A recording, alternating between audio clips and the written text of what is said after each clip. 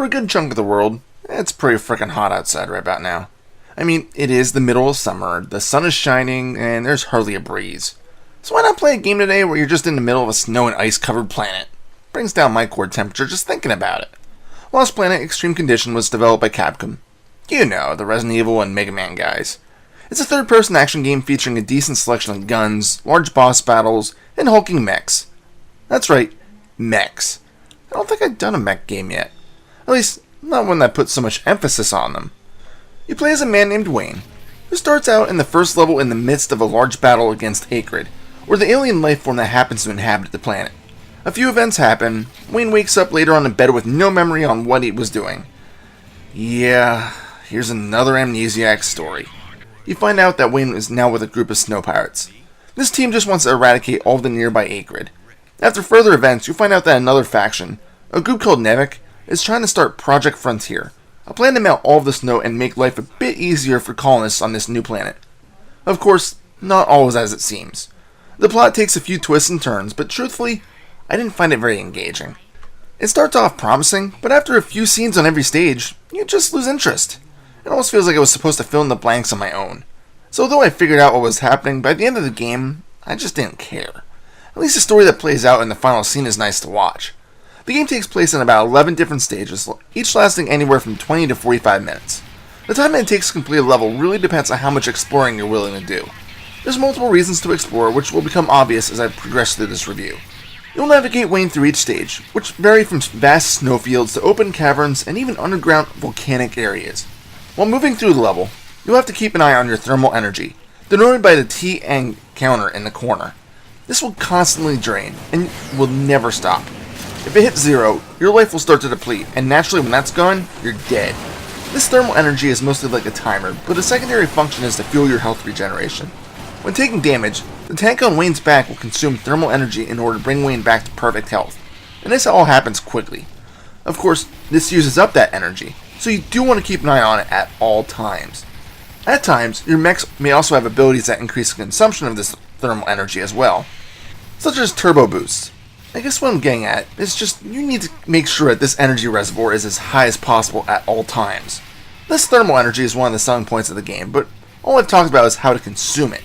It only starts at 1,000, and with a maximum of 9,999, so how do you replenish your supply? It's simple, really.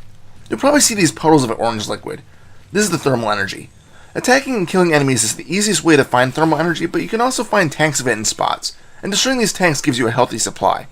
In addition, finding a checkpoint pillar and fully activating it gives you an even healthier supply of the orange goo.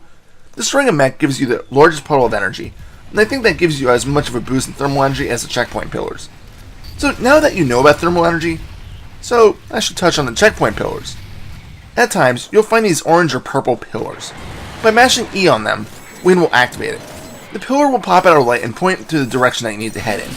If the pillar was purple, it means that a rival human force had previously worked it, so it takes twice as long to deactivate it for them, and then again for yourself. In addition to this directional arrow, it also allows you to see your threats on the radar.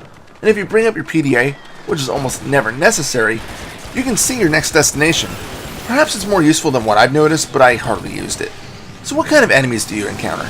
Well, you have other snow pirates and Mechs soldiers, which aren't really too impressive, although killing enemy mechs can be a trial if you're not a mech yourself. But the main enemy you're trying to eradicate are the Acrid, which are typically massive creatures that want nothing more than your death. Each one varies in type, and some are smaller ones that do minimal damage, but try to overwhelm you to the larger ones that can easily crush you. Smaller ones typically die in a few blasts, but the more sizable Acrid can avoid damage until you attack their weak points, signified easily for you by their large bright points.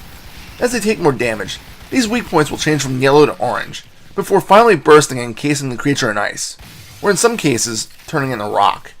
This weak point is essentially Acrid's natural thermal energy, and as such, damaging them drops the energy, allowing for the absorption on your part. Some enemies can be more difficult due to their attack patterns, like the one that rolls around. You might be able to get a lucky shot in, but otherwise you'll just have to wait and try to get behind the creature. Or you can blast it with a rocket or grenade and stun it as the creature falls on its side for a few short seconds. You'll find each weak point easily, but sometimes it just requires a bit of skill to actually damage it. Let me move on to the bosses. For some levels, they're just mechs that are supercharged, and these tend to be fairly simple, even if you're on foot, although then it becomes a test of patience and holding up your thermal energy. but the more notable battles are against massive Acrid creatures. Just like the other Acrid, you just have to find their weak point and attack that, but for some, it's not so easily identifiable. Take for example this creature.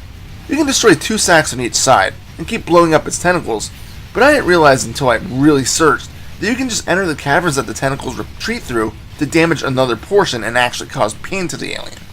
This one is the most in-depth boss in the game, other than the final boss, but once you figure it out, it's fairly simple to take down. I mentioned that some battles require patience, so let me elaborate on that. Most attacks will stun Wayne, so he'll be brought off guard and pause any attacks. At times, you'll be attacked so frequently that you can't even squeeze off a shot. It can be very frustrating, but perseverance will prevail, I promise. Let me touch on the graphics quickly before I move on. Simply put, they amazed me when I first played the game years ago. The cutscenes are crisp, the explosions are huge, and feel like something out of a Michael Bay movie. Not all of the explosions feel like they should be that large though. I can see a mech exploding and then creating a massive boom, but these explosive barrels should be downsized a bit. Oh well. And the snow effects need to be talked about. They're simply fantastic. Running around in snow, you'll see it accumulate slightly on Wayne, although I doubt it's real time. Trails of snow can be seen when running around, and it clumps up as you move. Explosions also send snow flying, although of course it doesn't create a crater of snow like you would expect. Overall though, the visuals are very satisfying. I realize I never really talked about the mechs, so I'll do that now. If you come up to an abandoned mech, you can enter it. There are several types that you can pilot, and each has a different ability. Some can dodge out of the way, some can do a high jump, and others can even levitate in the air, at the expense of consuming a bit of thermal energy. All of the weapons are interchangeable, which is pretty sweet. Plus, if you really want to, you can equip mech weapons for yourself, although it slows you down tremendously when you do carry them. One other thing I forgot that is on foot, Wayne can use a grappling hook.